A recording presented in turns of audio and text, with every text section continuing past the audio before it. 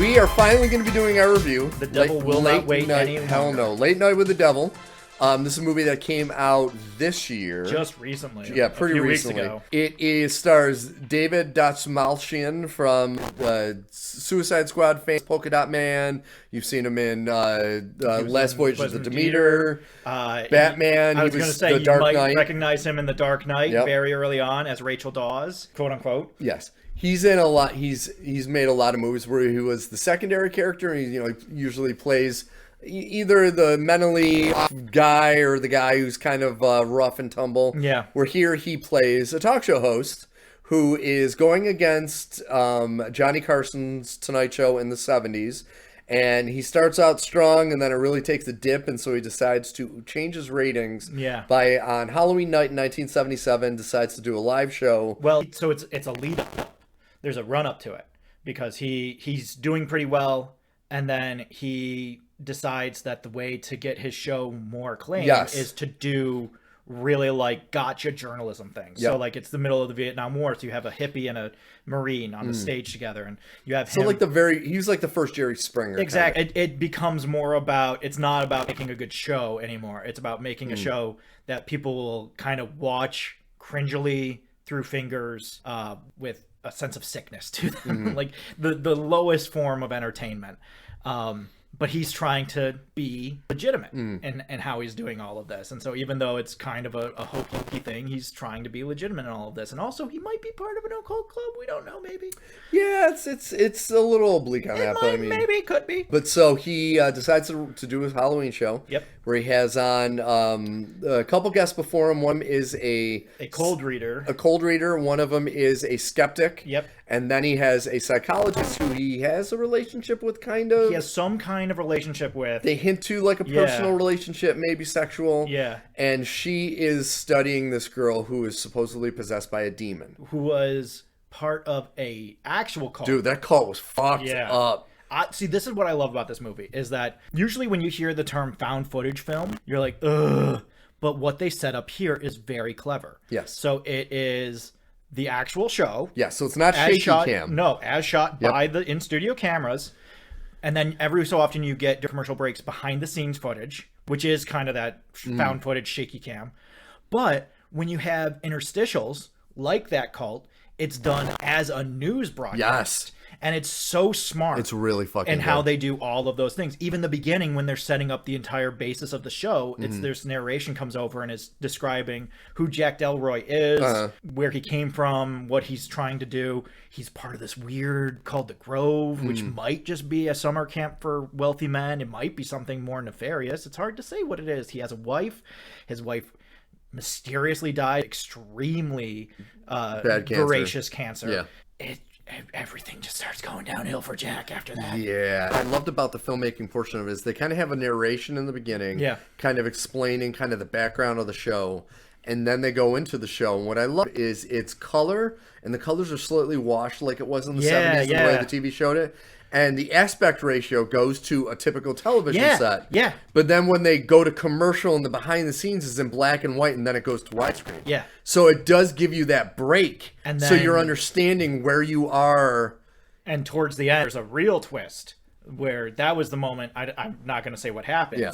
But when shit really hits the fan, that was the moment I was like, oh shit. Like you sit up straight. You're like, whoa. Yeah. Everything looks different. It's trippy as fuck. Yeah, the ending is so crazy. Oh, it's insane. And when things really start deteriorating. But I love that it almost has kind of a languid pace at the beginning where you're given all these pieces of information. You're like, wow, a lot's going on. And then you kind of sit into the show and you get the monologue is a nightly news monologue, which includes silly references to Billy Carter and all this other stuff, Billy Beer.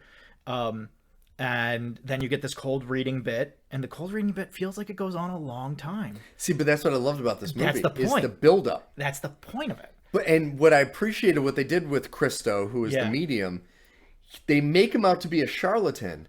But then weird things start to happen towards the end of his cold read where he's starting to actually pick up on shit. So that reminded me of Whoopi Goldberg in Ghost, where it's like she's playing off like she doesn't have abilities, but she really fucking does. Yeah. And he's playing off like he's, he kind of like doing the cold read, but then it's all of a sudden he's like, his accent drops, his personality changes, and he just has this moment of like, oh fuck, it's really bad. It's really bad. He starts to look ill. He starts to act ill. He has projectile vomit. His eyes go like this muddy red, white. Oh my God. And it's really creepy. Awesome. It was really creepy. It's really creepy. Yeah. And meanwhile, you have Jack's co-host who is just kind of along for the ride. And every once in a while, the camera will cut to him and he'll be very upset about what's happening. I love the shots, especially like, I think it's after everything that happens with Christou. I don't want to spoil anything that happens with Christou. After everything that happens with Christou, when Gus comes over to him and is like, we got to talk.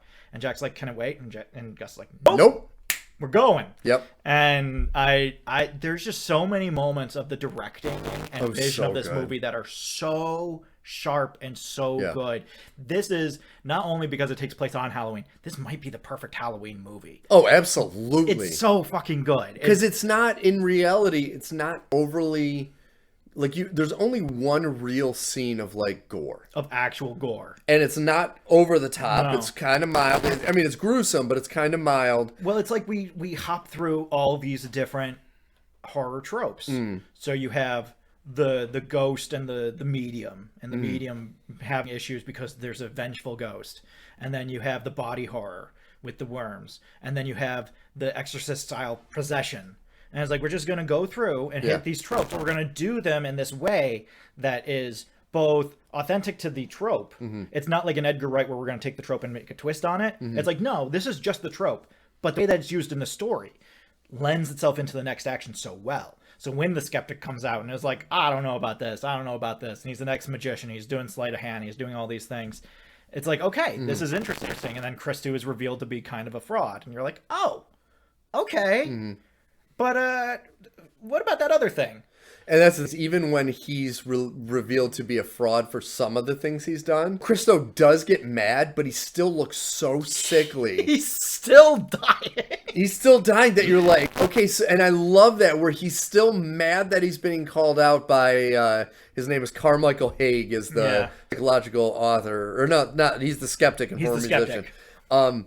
He gets under his skin. You can tell he does, and he gets mad at it, but he still realizes there's this dark force all around Something's him. Still extremely wrong, and he's more worried about that. Good. They're talking about like, oh, Carr has this check for $500,000 to anybody. He can't figure out how they did.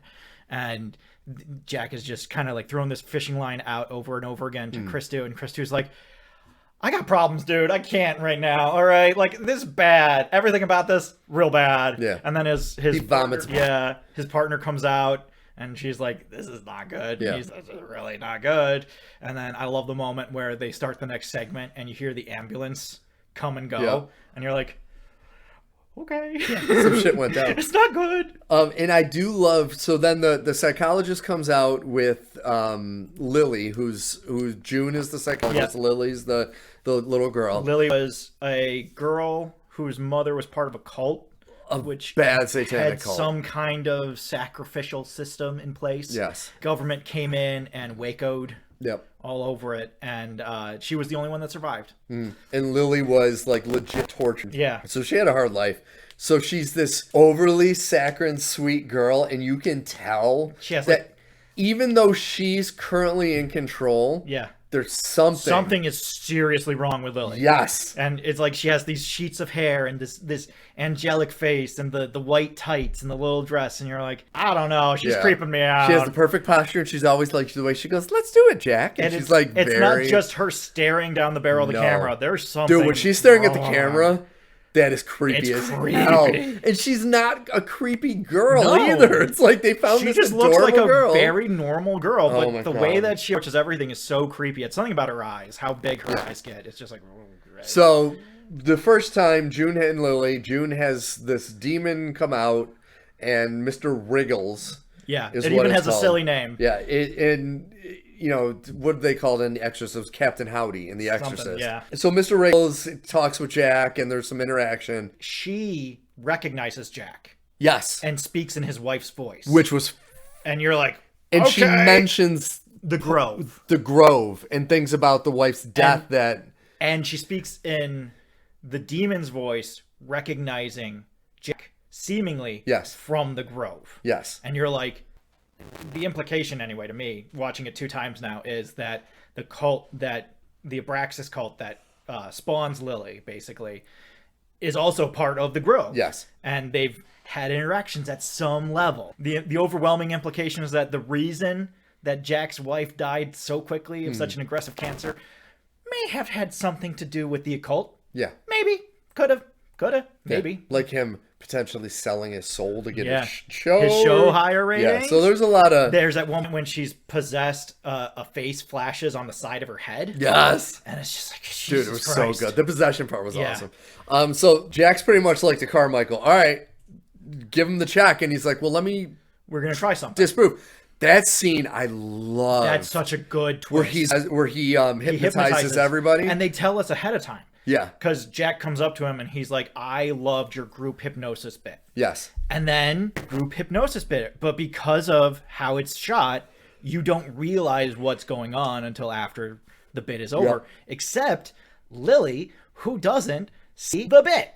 She sees what's actually happening. So she's laughing the whole time. And you're like, what the fuck is going on with this kid? Creepy. And then you find out, because she's an actual demon, not affected by the hypnosis. Nope.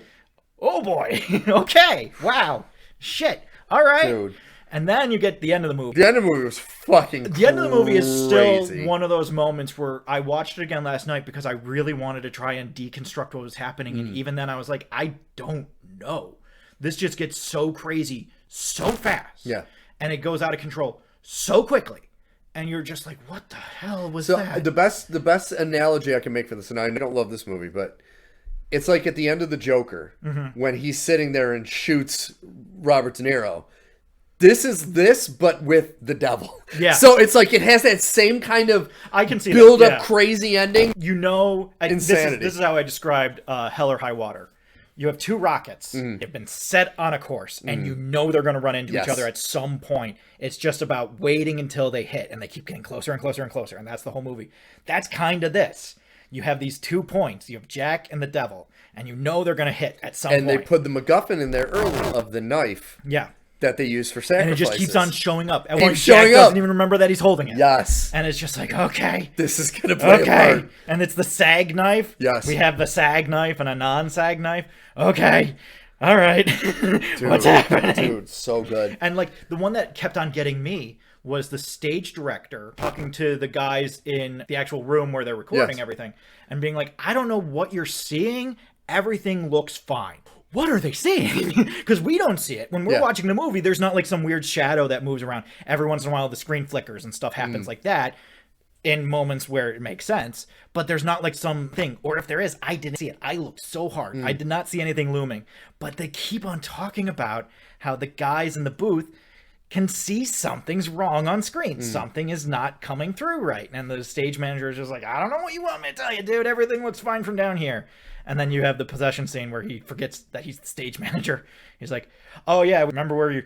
Oh, Jesus. Dude. But like the ending of this movie also reminded me of Hereditary in some ways. Yes, I can see that. And it's just, oh man, it just like, you're sitting there and you're like, oh, that's not... Oh, that did happen. Oh, that's not... Oh, no. Okay. I thought that was going to be fine, but that is not fine. Yeah. What the fuck was that? That's what I appreciated about the ending, though, because it was pretty cut and dry, well done, but cut and dry up until the ending, and then it kind of went off the rails a little bit, which that was appreciated, because you're like, okay, this is more like a Terry Gilliam movie. Like, it was... I was going to say, the movie is a found footage movie until we enter Jack's psychosis. Yes. Once we enter Jack's psychosis was... It's crazy. Dude, that was an acid trip. It gets nuts real fast. The caveman scene is... I still laugh at that. It was awesome. But, like, I just... The way that the screen changes, not just in terms of the aspect ratio, but in terms of how it's shot. When we see Gus on the music bandstand, you're like... This doesn't even look like the same goddamn show. What the fuck is happening here?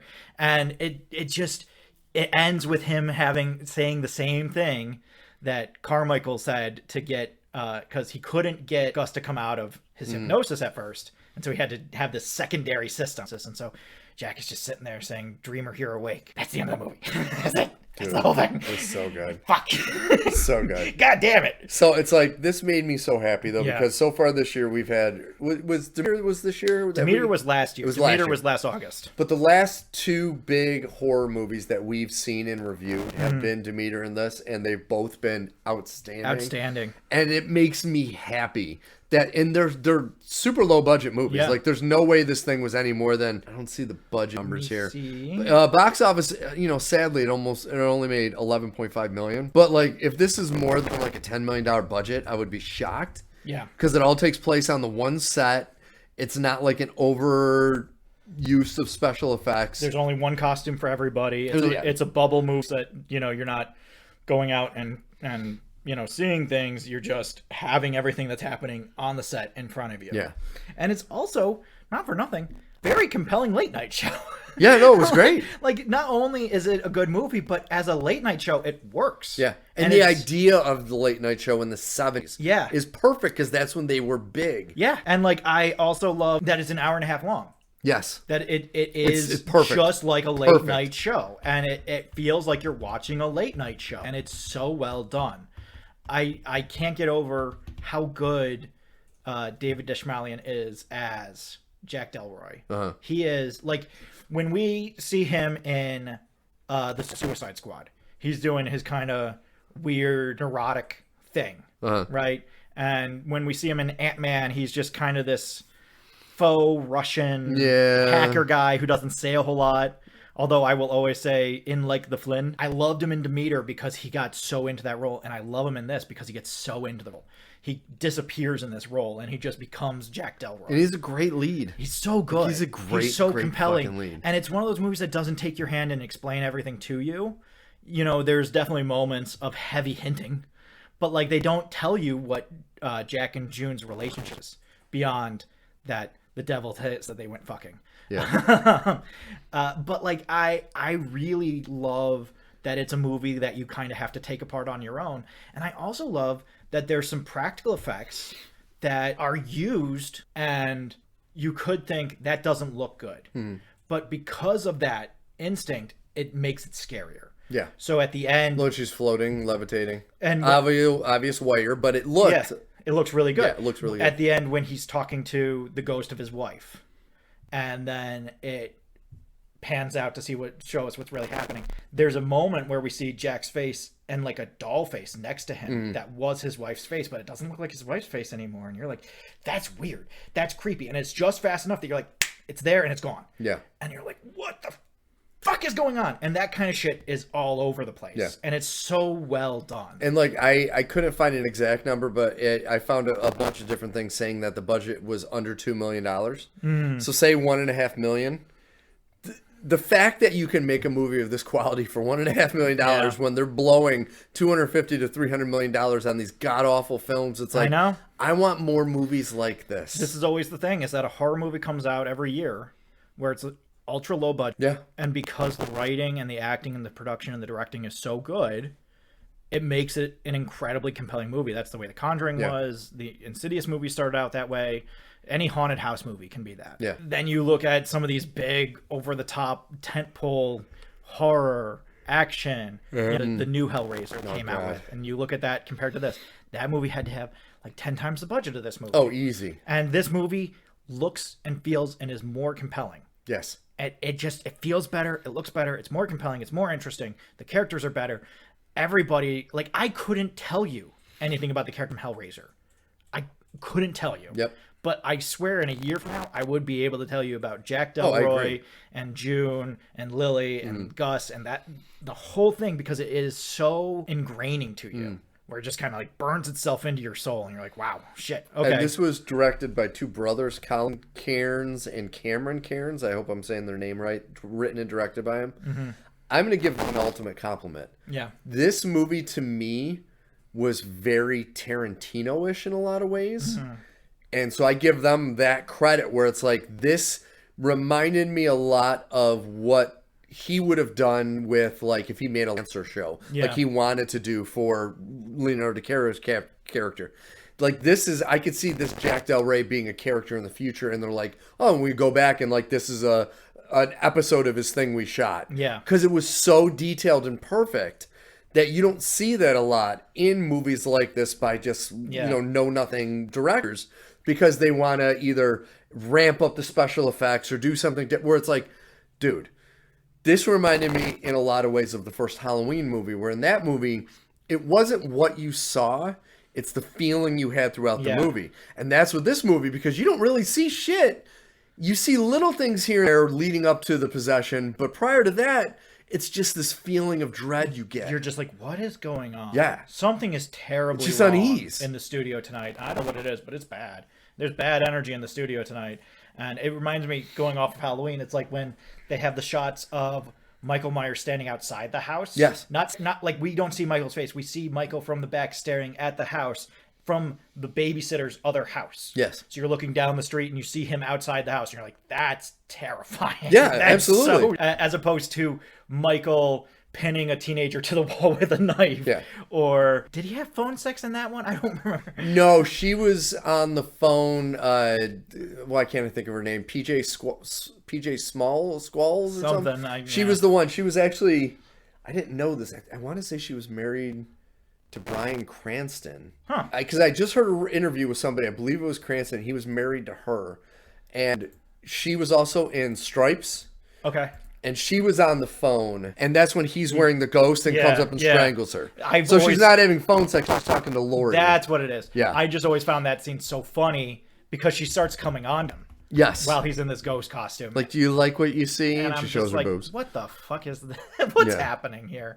But that scene where Michael is just standing outside the house staring at it, and we see him staring at the house from a third-party perspective, that's very scary. Yeah. To me, this is easy A+. Oh, yeah, definitely. This is an A+ for me. I don't usually watch a movie twice if... PJ Souls was her name. Sorry. Gotcha. But I definitely agree. This is an A+ all around. I am terribly impressed with this. I tremendously enjoyed it. I plan on watching it a third time later this year for Halloween. And I can't recommend it enough. The biggest complaint I have is that you can skip the first 2 minutes of the movie because it's literally just credits for the studios that produced the movie. Yes. It's just my God. The first 2 minutes. That was you don't need to watch insanity. because you can just fast forward because it's literally just studio titles. Yeah. That's how many people it took to make this movie, even with its small budget. But I love this movie. It wasn't Bryan Cranston. It was Dennis Quaid. Oh, okay. From 78 to 83. PJ Souls was married to him. Gotcha. But yeah, so this movie's fantastic. I, once again, mentioned it to some people I work with. A young lady I work with who, when I say young lady, still, I think 28. She watched it. I couldn't really gauge what she thought when she told me. I think she might be humoring me when she said she liked it. This is movies for people. This movie is specifically for people who can watch a movie for the movie making itself, not for just the fast flashiness. Like, if you're somebody that was like head over heels over the last Fast and the Furious, you're not going to like this movie. Well, it's like I said, it has an almost languid pace at times. Yes. You're almost like, this feels a little slow. Like, I remember when I rewatched it and the Chris Stu stuff was starting, I'm like, well, I can skip this part. I don't need to pay attention because this is all pointless. But, like, that's kind of the point, is that it is establishing a ground. And so you feel safe. You feel comfortable because you're like, I know what's going on. This is fine. We're not going anywhere too fast. I'm not going to crash. You never know. Yeah. You might be going faster than you think. And then you get those moments, especially in his scenes where he's doing the cold reads, where you see him start to realize the darkness. Yeah. And that's what makes that scene so... Because, like, you're right. That's... Just from an outside perspective, it looks boring. But when you really watch it, you're like, this is where the dread is starting. I really want more information on Leo, the producer. Like, not in I didn't get enough, but I think this is where all the lines lead. I think that Leo is the linchpin between all of these things, where he's part of the Grove and he's the one encouraging Jack to do all these crazy things, and he might be part of an occult society too. Like, he has that kind of energy about him, and all in earnest to beat Carson.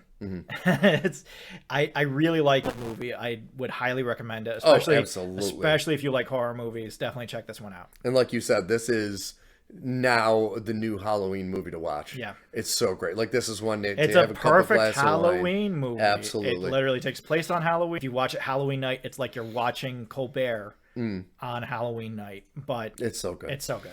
Well, folks, that was episode 138 of NerdPod Generations. We really hope you enjoyed it. Next week, we will be coming back in force with a few X-Men episodes. We're going to have to figure out what else to talk finish about. off the X-Men. There is a lot to talk about going on, so we'll have to figure out something. We'll do Rebel Moon, or we'll hit Netflix. I think we got to do Rebel Moon. We'll do Rebel Moon or Avatar or something. Well, depending on, I might purchase a movie. I'll talk to you about that afterwards.